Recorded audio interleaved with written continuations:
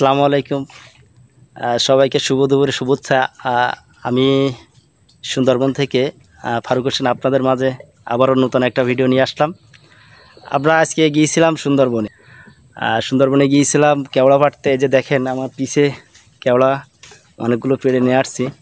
আসলে যে সময় যে কেওড়া পাড়ছিলাম সেই সময়টা আসলে ভিডিওটা আমি করতে পারি না, বিধায় আমার ওই যে পিছনে আমার কাকু উনি গাছে উঠছিল আর আমরা তোলায় ছিলাম যে অনেক বড় বড় কেওড়া আমরা পেড়ে নিয়ে আসছি। আর দেখেন খুবই সুস্বাদু এই সুন্দরবনের বিখ্যাত কেওড়া ফল। এই ফলটা ঠিক এই আগস্ট সেপ্টেম্বরে এই সময়টা পাওয়া যায়।